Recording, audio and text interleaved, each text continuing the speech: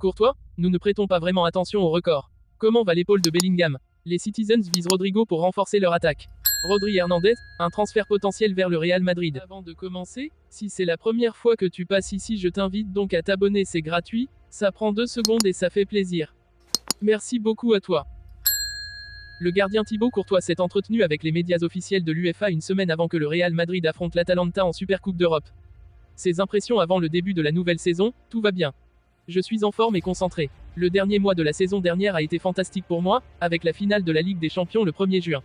Je suis content de la façon dont j'ai terminé la saison après un début difficile. Et j'ai bien commencé la pré-saison. J'espère que tout va continuer comme ça. Sa récupération pour jouer la finale de la LDC, je suis un bon patient. Je travaille toujours pour revenir. Si vous voulez revenir d'une blessure, c'est ce que vous devez faire, avoir une attitude positive. On ne peut pas regarder en arrière et se dire, j'aurais dû faire ceci, j'aurais dû faire cela. Non, si vous êtes blessé, vous devez vous concentrer sur votre remise en forme. Je veux toujours revenir aussi fort que possible. Je me souviens avoir dit à un ami après l'être blessé, je serai de retour à temps pour jouer la finale de la Ligue des Champions. Il m'a répondu, t'es fou, tu ne peux pas encore dire ça. Mais parfois, il est bon d'avoir un point à l'horizon pour travailler. Supercoupe contre l'Atalanta, tous les joueurs de l'équipe ont atteint les dernières étapes de leurs tournois respectifs, Euro et Copa América, mais les gars savent comment les choses fonctionnent ici, nous travaillons dur. Nous allons essayer d'être prêts. Nous serons prêts. L'Atalanta est une bonne équipe. Ils pressent sur tout le terrain. Nous avons joué contre eux il y a quelques années en champion et c'était un match difficile. Nous savons que ce sera difficile, mais nous essaierons de gagner. C'est ce qui nous caractérise. Bien sûr, nous voulons gagner. Le Real peut devenir la première équipe à remporter le trophée 6 fois, en réalité, nous ne prêtons pas vraiment attention au record. Bien sûr, avec l'équipe que nous avons, qui comprend beaucoup de jeunes joueurs désireux de gagner des titres et de nouveaux trophées, je suis sûr que nous ferons tout ce que nous pouvons pour gagner. Si cela signifie battre un nouveau record, c'est une bonne chose, mais ce n'est pas le plus important. Le plus important est d'essayer de gagner ce trophée. Nous savons qu'un match difficile nous attend contre l'Atalanta et nous devons être prêts. À propos de Carlo Ancelotti, avant tout, c'est un grand homme, un grand personnage et un grand entraîneur. Il trouve le juste équilibre entre la liberté qu'il nous laisse et la tactique qu'il veut nous imposer. Il ne se contente pas de parler de tactique, il donne beaucoup de liberté à nos joueurs, comme Vinicius, Rodrigo et Modric. On a besoin de leur génie naturel. On ne peut pas les enfermer avec trop de tactique. Il faut que leur génie s'exprime. Ils gèrent très bien le vestiaire et les séances d'entraînement. Nous travaillons dur, mais nous rions aussi beaucoup. Nous nous amusons beaucoup. Nous travaillons dur, mais nous sommes récompensés. Et j'adore ça. Je pense donc qu'il est l'un des meilleurs entraîneurs de tous les temps. Le joueur suit un traitement conservateur depuis qu'il s'est luxé l'épaule en novembre dernier. Passer par la case opération n'est toujours pas écarté. Lors de sa première année à Madrid, Jude a surpris tout le monde par sa capacité à pallier devant les cages le départ de Benzema. L'Anglais a même longtemps été en tête du classement des meilleurs buteurs de la Liga avant que les blessures ne viennent le freiner. Face au Rayo Vallecano, le 5 novembre 2024, Bellingham s'est blessé à l'épaule lors d'une mauvaise chute et avait été écarté des terrains une quinzaine de jours à l'époque. Depuis, il joue avec une protection sur cette partie du corps et, pour l'instant, il a évité l'intervention chirurgicale. Mais passer par une opération n'est pas encore exclu, car le joueur ressent toujours des douleurs au niveau de l'épaule touchée. Le Real Madrid estime qu'à un moment donné, l'international anglais devra y passer. 2 mois d'absence. Pour l'instant, une opération n'est pas à l'ordre du jour. Bellingham suit un traitement conservateur qui fonctionne, mais cela ne l'empêche pas de devoir continuer à se protéger lorsqu'il doit jouer. Le plan consiste à poursuivre le traitement pour renforcer la zone, mais une intervention chirurgicale devrait être envisagée à court ou moyen terme. Ce qui freine un peu Bellingham et les médecins du club pour le moment, c'est le temps de rétablissement post-intervention. Si l'ancien du Borussia passe sur le billard, il sera ensuite indisponible pendant environ 2 mois. Et dans une saison à 72 matchs possibles pour le Real Madrid, difficile de trouver le moment adéquat pour s'absenter aussi longtemps. Les Citizens se cherchent un attaquant pour remplacer Julian Alvarez et Guardiola apprécie beaucoup Rodrigo Goes. Le transfert de Julian Alvarez de Manchester City vers l'Atlético de Madrid a ouvert de nombreuses portes en Europe, y compris au Real Madrid. Bien que Guardiola ait assuré que le remplaçant de l'attaquant argentin faisait déjà partie de l'effectif en place, personne ne se fie à ce qui ressemble à de la langue de bois. Man City devrait encaisser environ 85 millions d'euros pour Alvarez, ce qui signifie que l'équipe de Première Ligue dispose de fonds supplémentaires pour se tourner vers le marché des attaquants.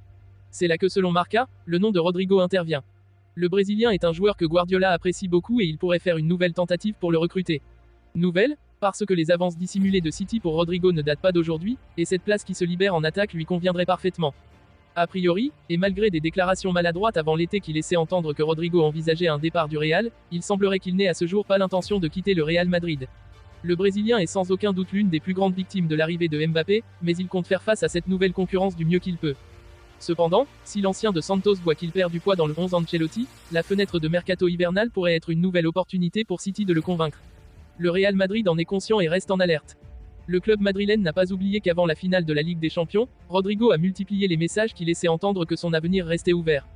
Dans ses interviews, le Brésilien faisait d'ailleurs régulièrement l'éloge de Manchester City. Une porte avait été ouverte, et Guardiola n'hésitera pas à s'y engouffrer s'il apprend que Rodrigo souhaite véritablement quitter le Real Madrid. Dans le monde du football, un potentiel transfert de Rodri Hernandez vers le Real Madrid suscite un grand intérêt. Les dirigeants madrilènes auraient formulé une offre impressionnante de 120 millions d'euros pour s'attacher les services du milieu de terrain de Manchester City.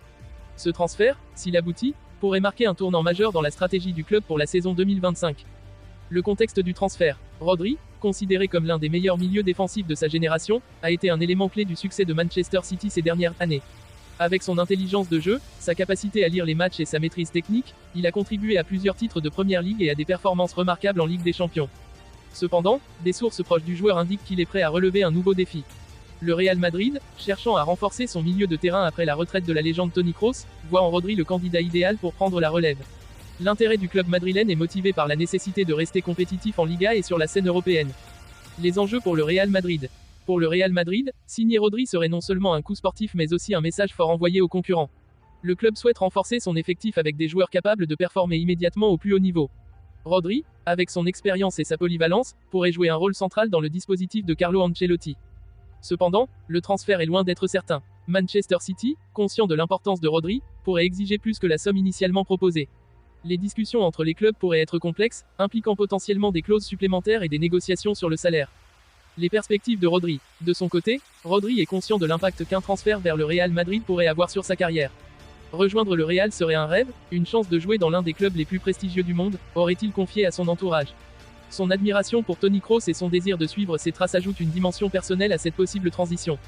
Cependant, Rodri pèse également les avantages de rester à Manchester City, où il a connu un grand succès sous la direction de Pep Guardiola. Le choix de partir ou de rester dépendra non seulement des négociations financières mais aussi des perspectives de jeu et du projet sportif proposé par les deux clubs. Le potentiel transfert de Rodri Hernandez au Real Madrid promet d'être l'un des feuilletons de l'été 2025.